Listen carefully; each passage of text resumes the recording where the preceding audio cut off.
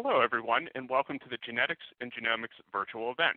My name is Jonathan Shaffer, and I'm an Associate Director in Research and Development at QIAGEN, and I will be presenting on next-generation transcriptome and miRNome sequencing, intelligent approaches to insightful outcomes. Please feel free to submit questions during my presentation, and I will follow up with you via email. Give our standard legal disclaimer that QIAGEN products shown here are intended for molecular biology applications, and these products are not intended for the diagnosis, prevention, or treatment of a disease.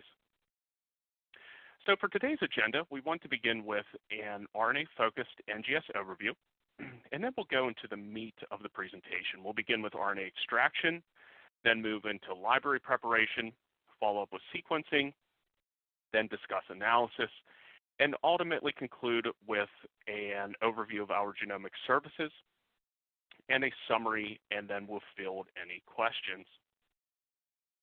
So let's begin with an RNA-focused NGS overview. RNA-focused next-generation sequencing enables a thorough investigation of both coding and non-coding RNAs. RNA NGS has a variety of specific applications for gene expression, pathway analysis, biomarker discovery, allele-specific expression, fusion gene analysis, tumor heterogeneity assessment, immune repertoire, as well as single-cell sequencing. And your specific analytes can vary across RNA NGS, from your small guys, your microRNAs that are approximately 21 to 22 nucleotides, your piRNAs that are about 30 base pairs, all the way up to your mRNAs. And in between, you have your tRNAs, your pre-microRNAs, your SNO-RNAs, your long non-coding RNAs.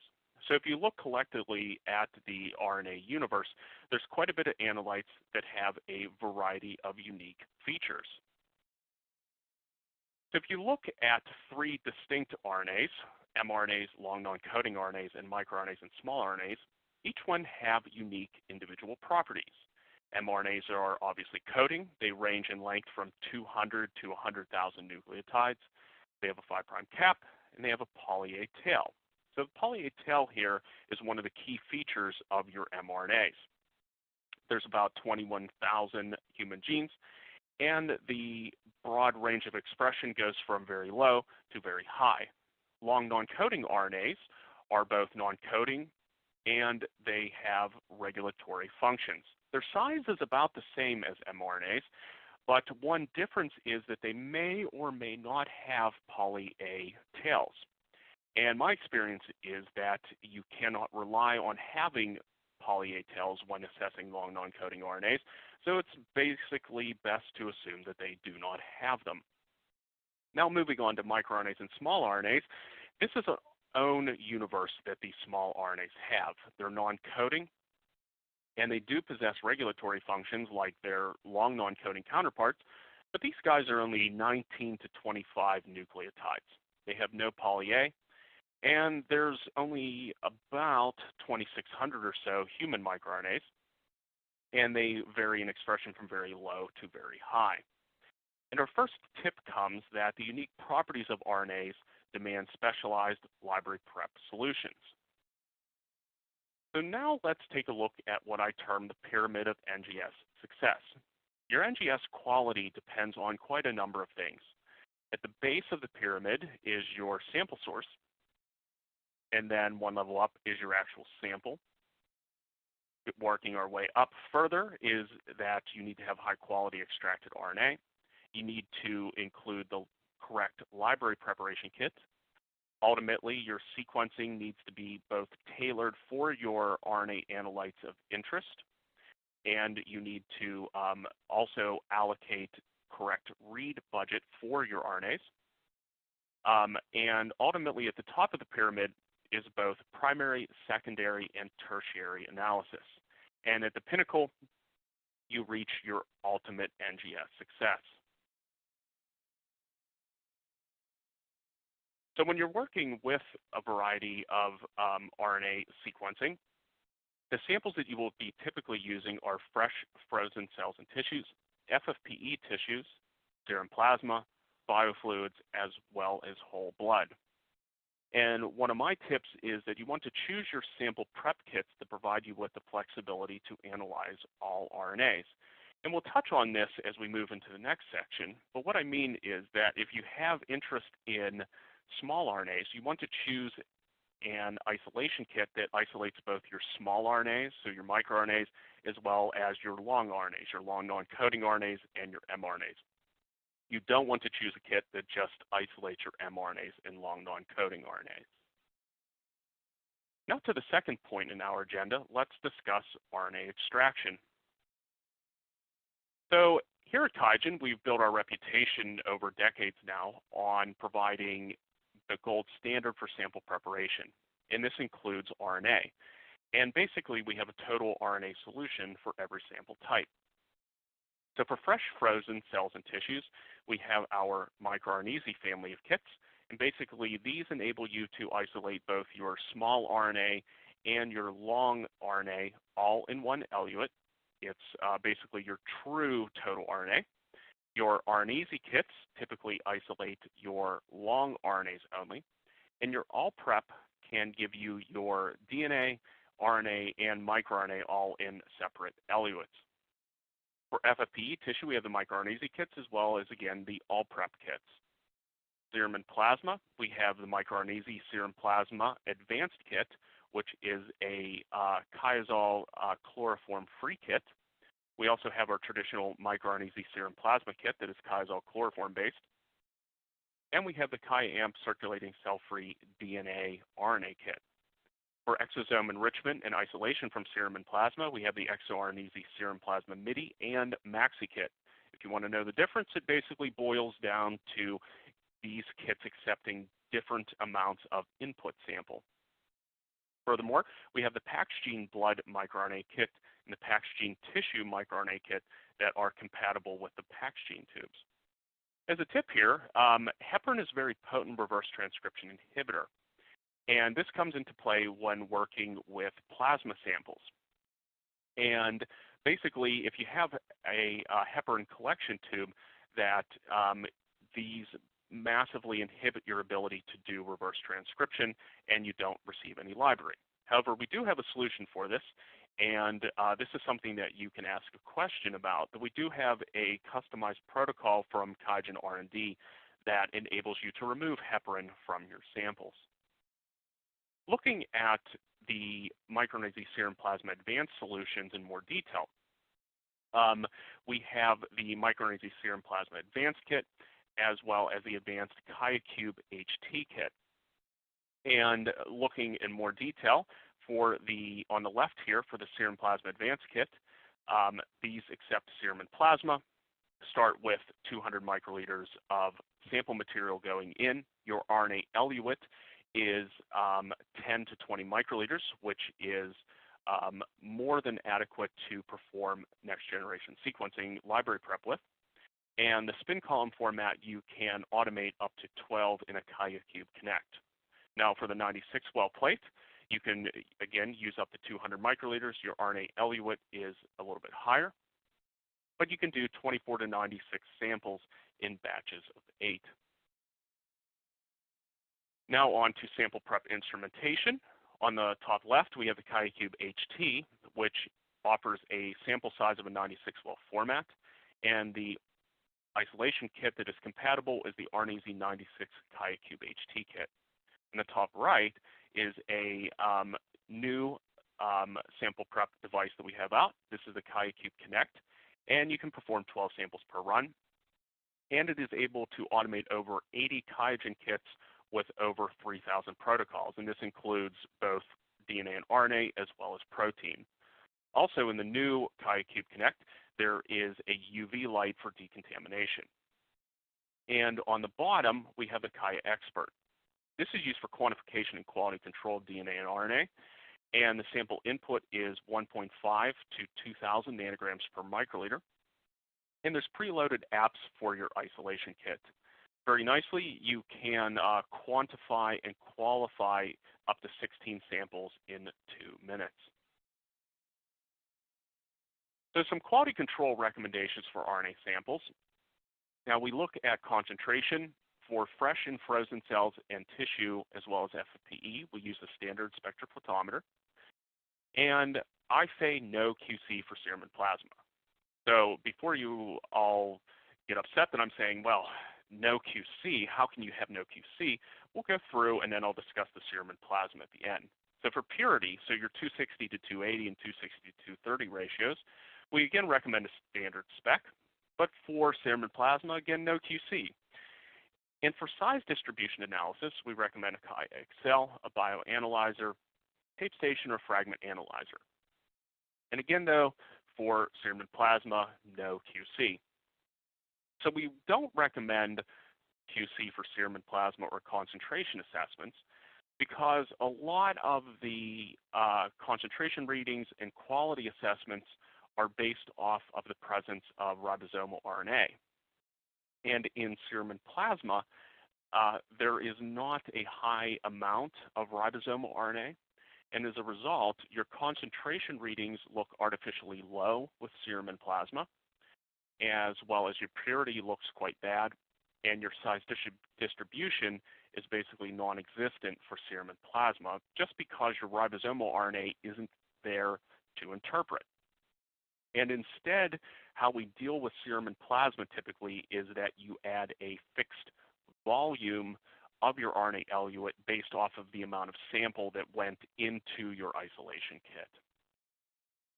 And on the right here, we have the QIAGEN Advanced, and this is again used for size distribution analysis. You can work with up to 96 samples per run, and it's basically 12 samples in 3 minutes. And an RNA Integrity Score, or RIS score, is provided. So now let's shift gears from talking about RNA extraction to working with our library prep. So first off, when you're working with whole transcriptome NGS, typically enrichment or depletion is necessary to maximize your reads from your RNAs of interest. This is because in a given cell, greater than 80% of your RNA is from ribosomal RNA.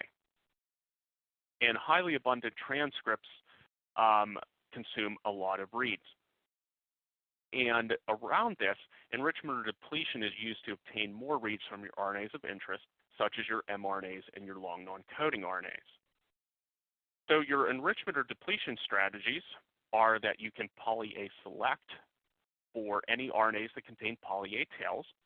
And as I mentioned previously in the webinar, this is when you're working exclusively with mRNAs.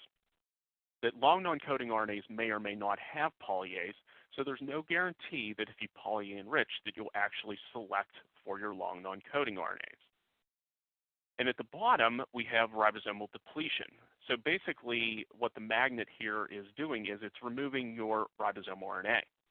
And basically everything else is left in your sample. So this includes your mRNAs and your long non-coding RNAs. And ultimately, the strategy of selection depends on the objective of your whole transcriptome sequencing.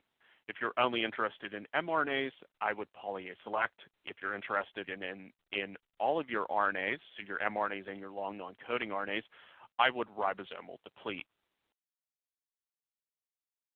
So if you look at ribosomal depletion methods, traditionally there have been hybrid capture or RNase H methods. And these are often pre-treatment methods that take more than 2 hours and 29 steps. So we won't go through this in exhaustive detail here, but if you look at a hybrid capture method, you have 12 steps of bead washing, 5 steps of probe hybridization, 6 steps to remove your ribosomal RNA, and 14 steps to purify your RNA. So in about, let's see there, that is 20, 25, 37 steps, you've removed your ribosomal RNA. And RNase H is a little bit quicker on the steps, but it still takes just as long, and about 2 hours.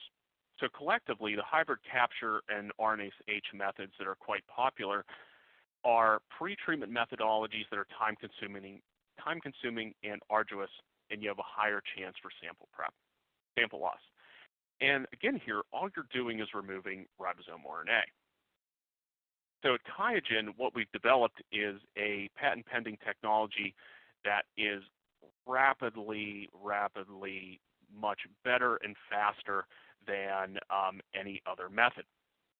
So if you look at the other methods from supplier I, N, and K, you have 30 plus manual protocol steps and about 2 hours. And QIAseq Fast Select requires only one step and 20 minutes and removes basically all of your ribosomal RNA. Importantly, it's also compatible with virtually any RNA library prep kit.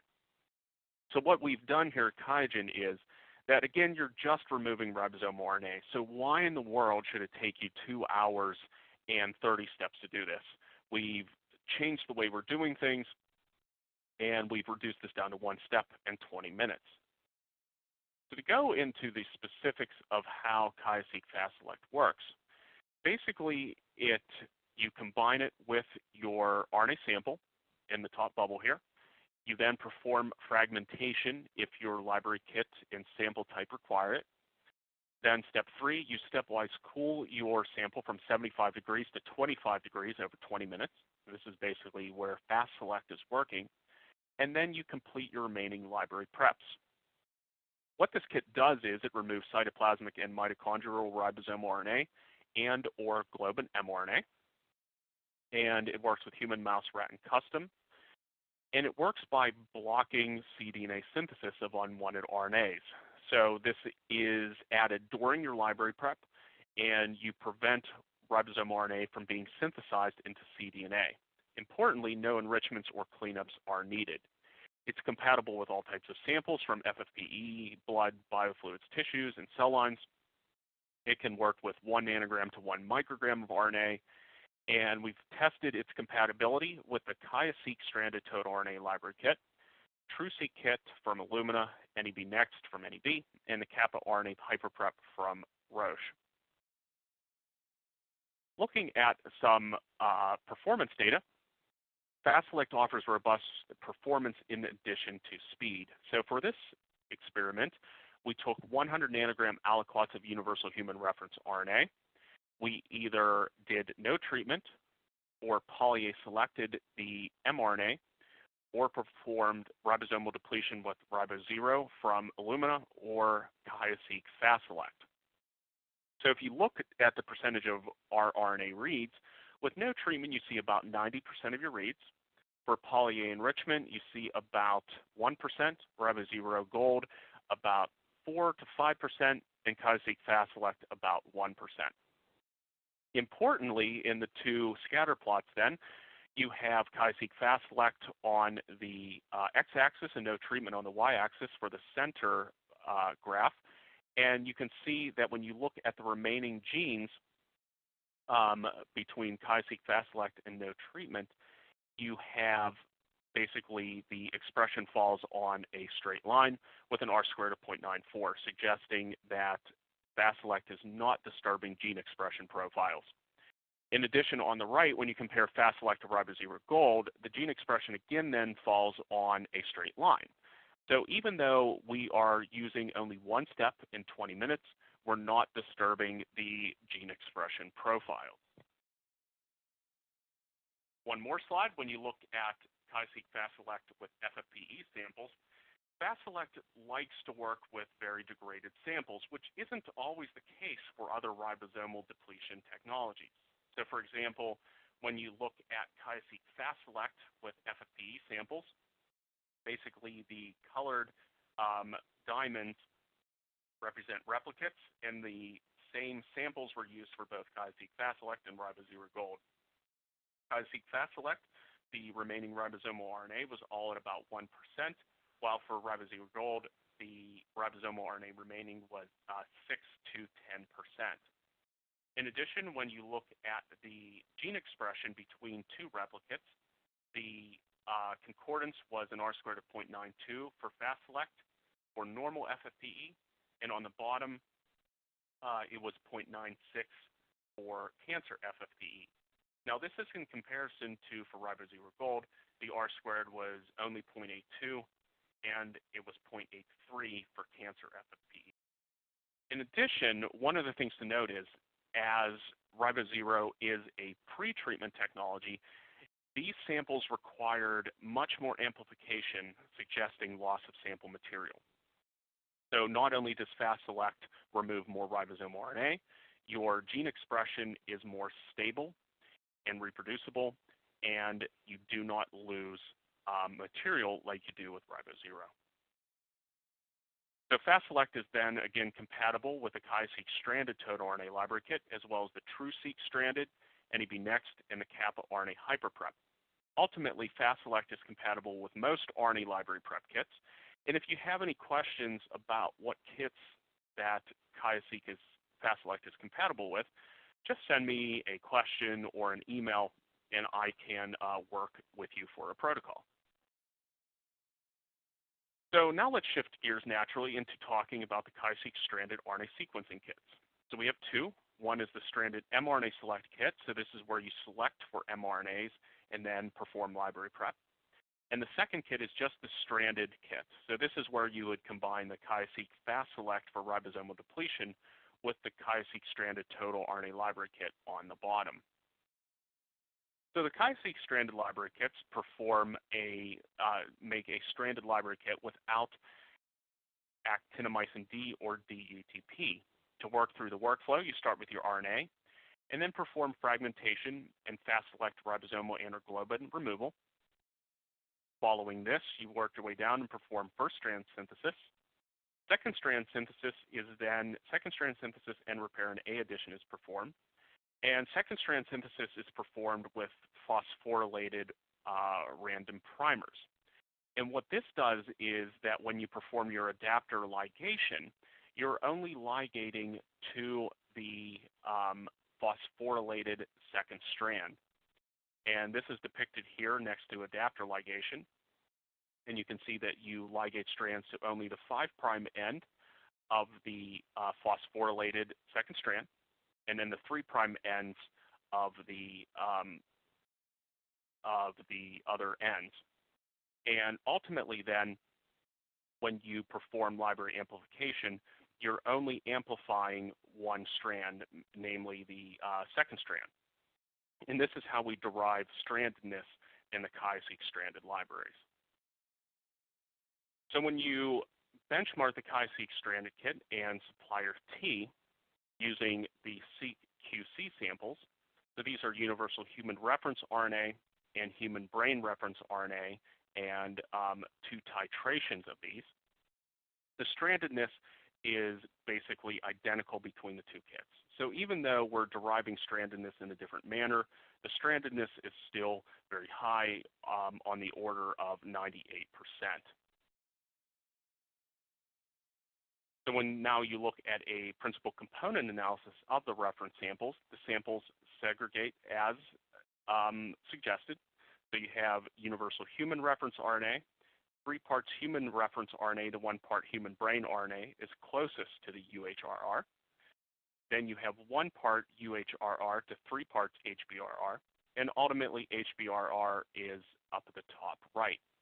So as you can see, the more UHRR, so the 3-to-1 clusters closely to UHRR, and the more HBRR in the 1 part UHRR to 3 parts HBRR clusters closely with HBRR.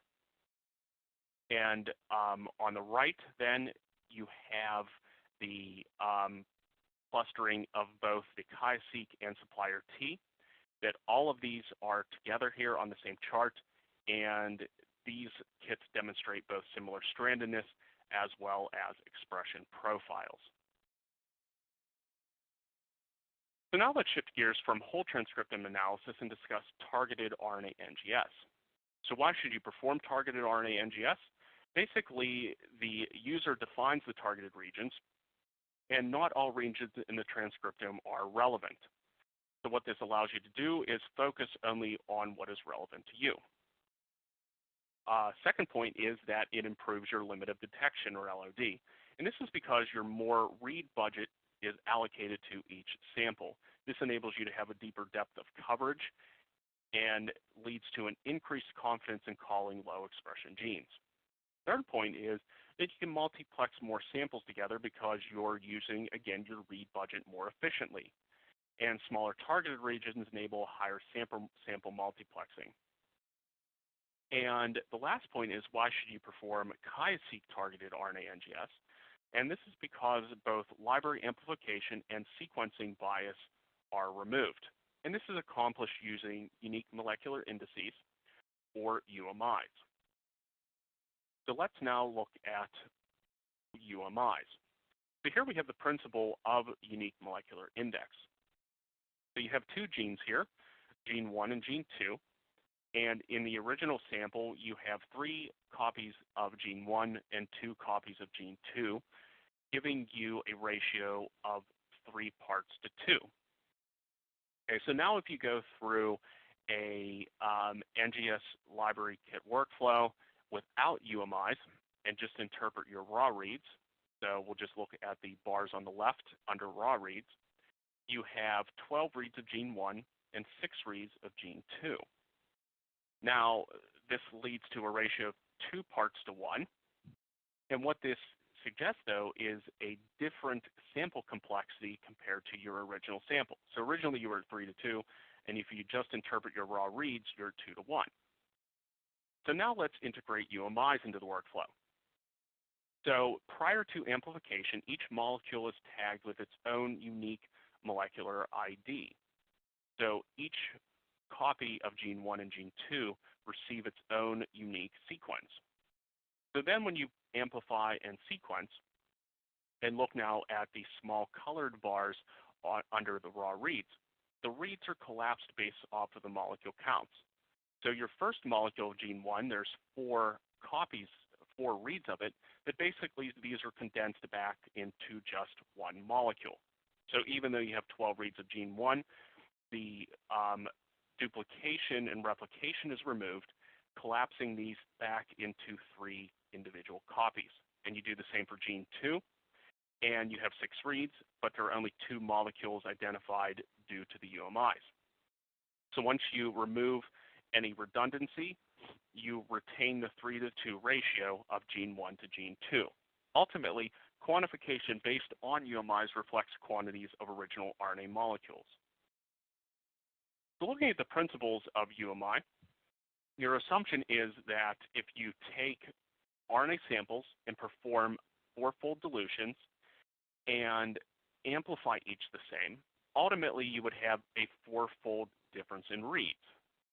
Okay, so this is real data here, that on the left, if you just look at mapped raw reads, and you go down your dilution of RNAs from 20 nanograms to 5 nanograms to 1.25 nanograms, the counts are basically all the same.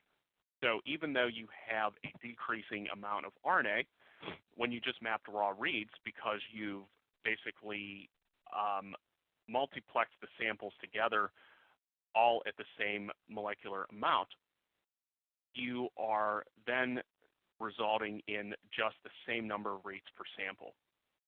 However, if you look at the mapped UMIs and remove all of the read redundancy, whether you're looking at brain, universal human RNA1, or universal RNA2, you can see that when you remove all the replicates, you can see your decreasing number of molecules.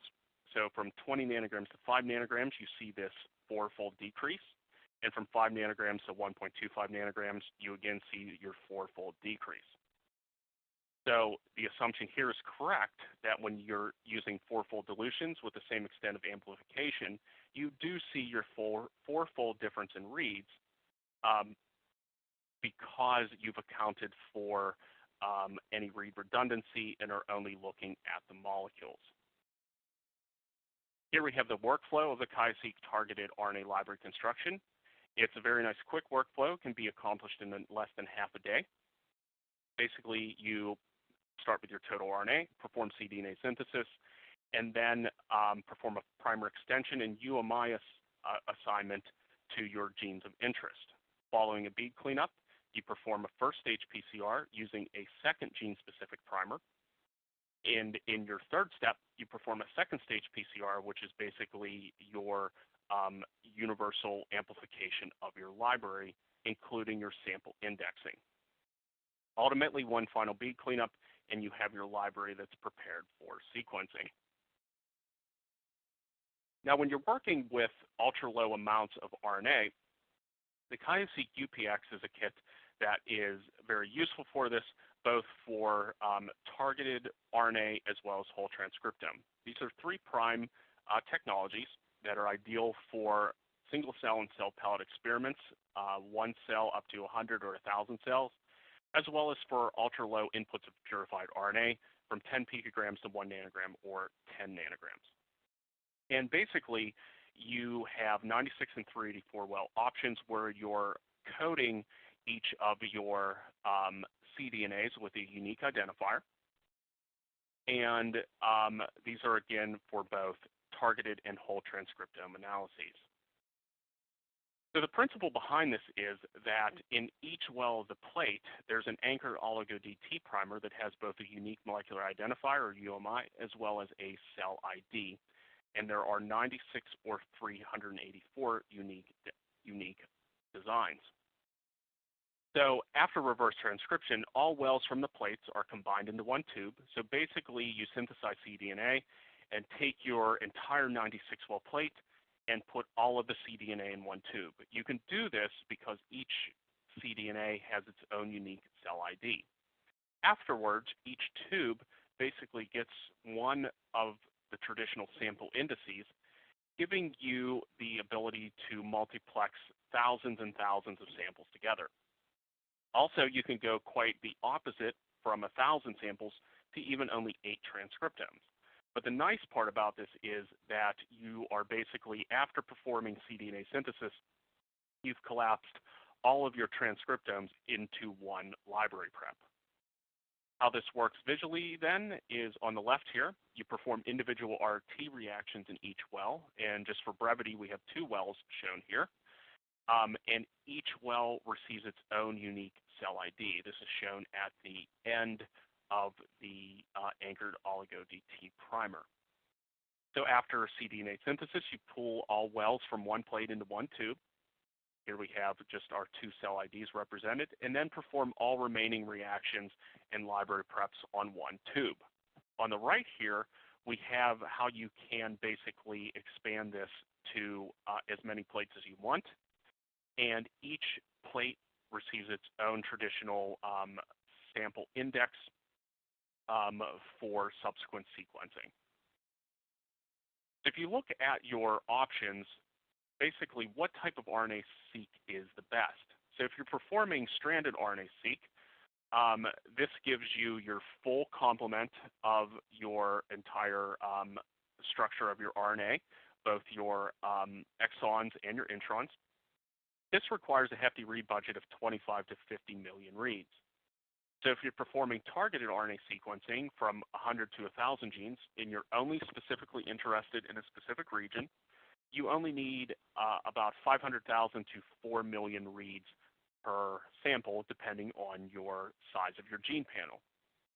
If you're only interested then in 3' RNA-seq, so more gene expression counting, you need only 1 to 5 million reads, or 500,000 to 2 million reads. So ultimately, gene expression data can be obtained from each method, and it comes down to a decision of sample amount, read budget, as well as the scope of the experiment when choosing which type of RNA-seq. So now shifting gears here to microRNA, some current challenges facing microRNA-seq are that kits require up to 1 microgram of input and are not ideal with low RNA input. And often you receive poor data quality, with on-target microRNA reads accounting for only 20 to 30% of your total reads, and a high prevalence of adapter dimers. In addition, many kits still rely on gel band excision, and this, in addition to being very tedious, is not precise. And this segues nicely into the final point, that microRNA sequencing workflows are very tedious, and because the gel-based workflows take multiple days to get to sequencing.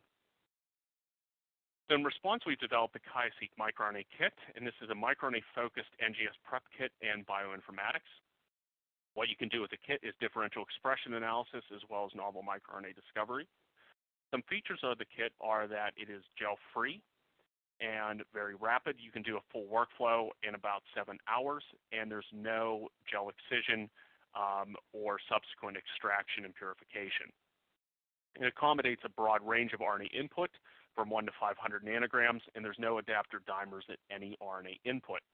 The library prep is also tuned for prep from serum, plasma, biofluid cells, and tissues. Here we have the workflow. You ligate adapters to the 3' end and 5' ends of your RNA. You then perform reverse transcription with unique molecular index or UMI assignment. And this is also where we eliminate the adapter dimer from the library. Following a cDNA cleanup, you perform a library amplification. We now have up to 96 sample IDs that can be used during library preparation. And if you look at the type of results that you can achieve with this kit, this is a typical bioanalyzer plot from normal plasma. So this is without any gel extraction or anything. This is just with the standard workflow. You see a nice, tight, single specific peak. So in addition to having a very quick workflow, it's also microRNA specificity that outpaces the competition. So with 3 kits here, QIAGEN versus 2 suppliers, we performed library prep on 100 nanograms for QIAGEN, 1 microgram for supplier 1 because that's the recommended amount, and 100 nanograms for supplier 2 because that's the minimal amount. And as you can see on the page gel, you see a nice, tight, specific microRNA band for the QIAGEN, but you see quite a number of bands for supplier 1 and 2. In addition, you see an adapter dimer peak that is about equal intensity with the microRNA peak. And as a result of this, you have to perform gel excision on your microRNA band from supplier 1 and 2. So then when you perform subsequent sequencing, so we did this band excision for supplier 1, and you see about 350 targets that are positively identified. But with QIAGEN, you see more than 600 targets. So even though we started with 10-fold less material, so 100 nanograms, you still see almost double the number of microRNAs with QIAGEN. Okay, so now with library prep covered, let's move into sequencing. So here we have some read length recommendations for stranded RNA, targeted RNA, and microRNA. For stranded RNA-seq, the basic protocol is a paired end 2x75, and you can perform a paired end 2x150 when you're working with identifying novel transcripts, splice site, isoforms, etc. For targeted RNA NGS, a single end 1x150 is required. For QIAGEN, and other kits may differ. For microRNA NGS, QIAGEN requires a single end 1x75 if you're wanting to sequence the unique molecular IDs. Other kits do use a 1x150, and if you don't want to use the UMIs with a QIAGEN microRNA, you can use a 1x50. And as a general tip, I always recommend checking whether kits require custom sequencing or custom indexing primers. For read allocation for poly-A selection experiments for stranded RNA, we recommend 20 to 25 million reads per sample. And for ribosomal depleted samples, we recommend about 50 million reads per sample. Targeted RNA NGS with QIAGEN, we recommend only 2,000 reads per targeted gene, up to 15,000 reads per targeted gene, depending whether you're doing shallow, moderate, or high sequencing. For microRNA NGS, a general catch-all recommendation is 5 to 8 million reads per sample. For difficult FFPE and fluid samples, we recommend 10 to 20 million. And if you're working with fresh frozen cells and tissues, we recommend less than 5 million reads per sample. Tip 1, kits with UMIs can help you optimize your read allocation by revealing the amount of read replication. So for example, if a targeted RNA NGS and you're doing a high number of reads, but you're seeing tons of read replication, you can back off your read allocation. That being said, tip 2, it's always better to over-sequence. You can always work your data down, but the last thing you want to do is not sequence deep enough and find yourself having to re-sequence. Tip 3, the number of samples that you can multiplex depends both on your application and your sequencer, as well as your reagent cartridge. And here we have some basic recommendations to load for the QIAGEN kits.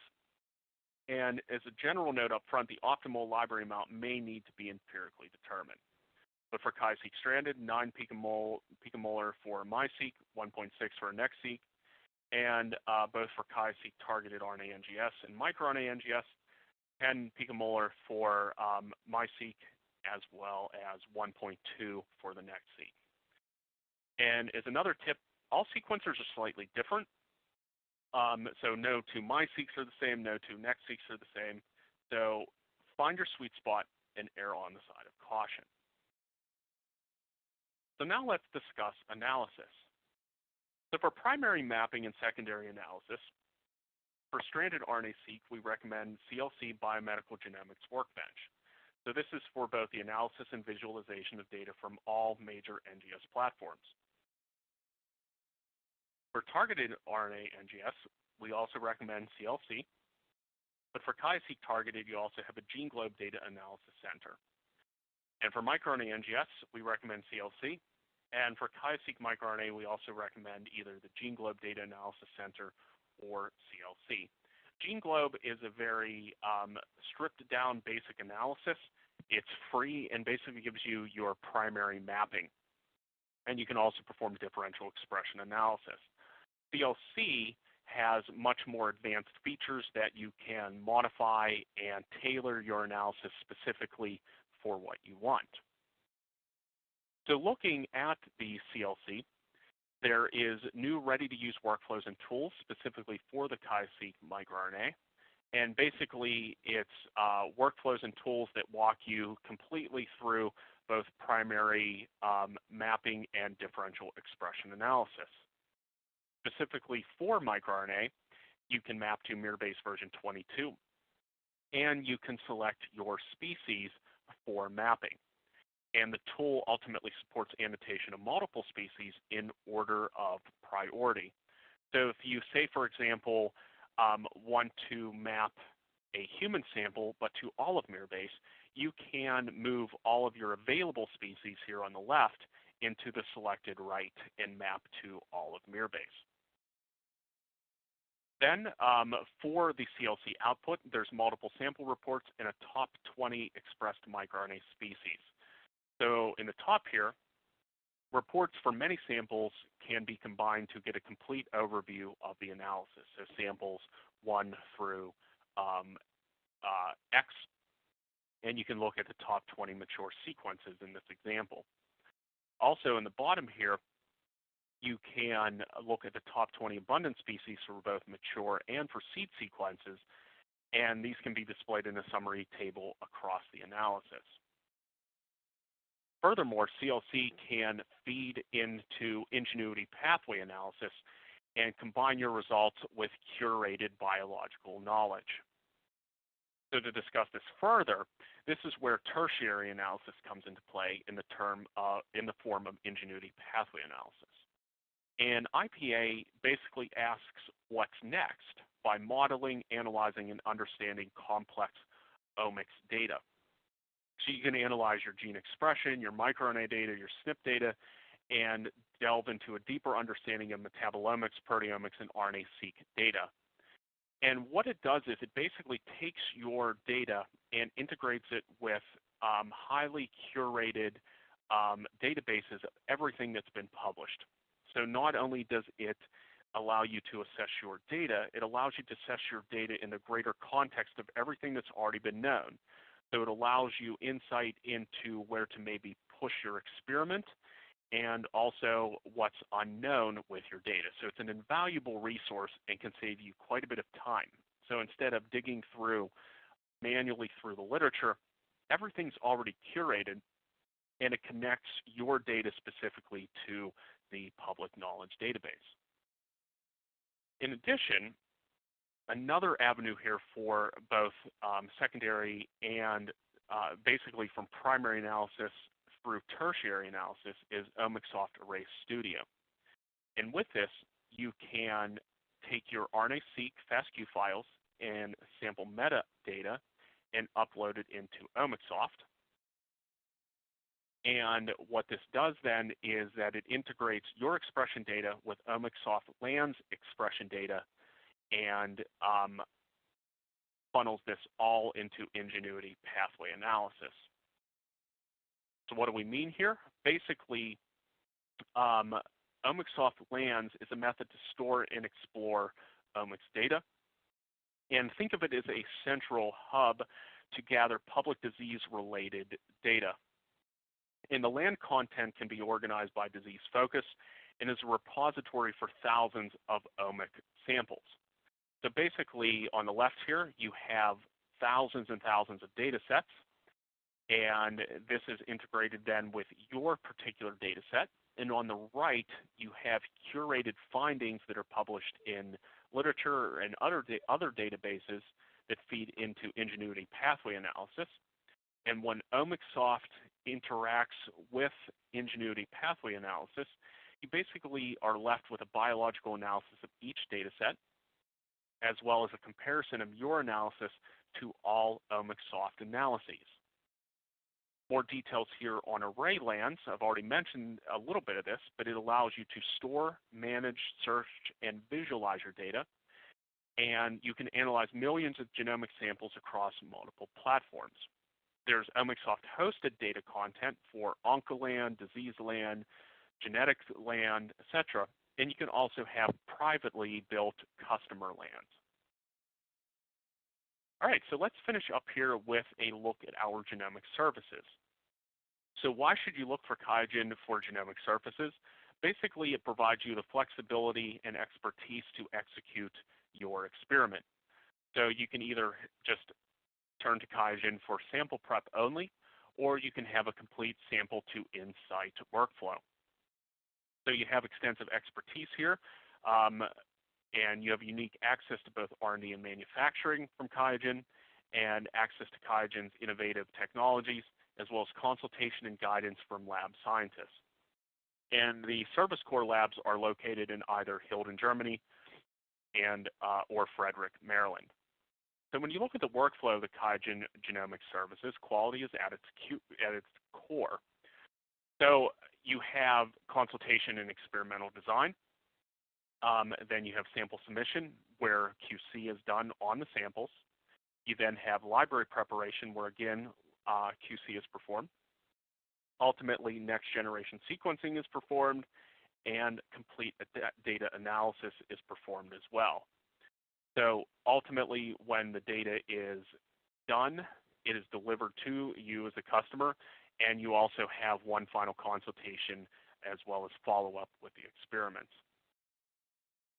And the QIAGEN Service Core has a broad array of product portfolio, extensive offerings both in sample prep as well as NGS and qPCR, and ultimately for data analysis and interpretation.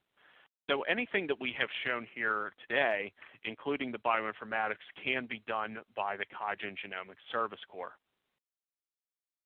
One more slide on the RNA services are that you can perform RNA isolation from FFPE, laser capture and microdissected and FNA-B samples, as well as mRNA-seq and microRNA-seq, whole transcriptome-seq, as well as targeted RNA-seq. And also, what else can the QIAGEN Service Core do for you? You can work through translational insights from discovery to real-world evidence. So you can start with customized content and then work through the QIAGEN Service Core for isolation, and ultimately all of your secondary analysis and tertiary analysis to arrive at even developing early phase biomarkers. So ultimately, in summary, what we've worked through today is that NGS success depends on your sample source, your specific sample types, so cells, tissues, FFPE, and biofluids. And often, these two are mixed, both your sample source and sample type. But just because you're getting biofluids from a specific vendor or so doesn't mean that the quality is the best. So as always, I recommend doing a check on ensuring that your sample source at the bottom here is well controlled and well understood, because quality is at the base, and everything is built on the quality of your initial samples. So once you have your samples, you have your extracted RNA, and my recommendation is to choose a kit that gives you flexibility to analyze as many analytes as possible. For your library kit, one thing that we always recommend customers is that when you're doing bead-based cleanups, to remove all traces of ethanol. Ethanol that continues over through library prep and leads you with adapter dimers and spurious artifacts. For sequencing, pay attention to the details. Make sure that your read budget is correct, that your sequencing parameters are right, and that you are loading an appropriate amount of library on your sequencer. Ultimately, at the pinnacle of the pyramid is that you, the primary, secondary, and tertiary analysis is of paramount importance. So with that, we'll end for today. I'd like to thank you for attending the webinar, and feel free to write any additional questions that you have. In addition, feel free to write down my email, jonathan.shaffer@qiagen.com. Thanks, everyone.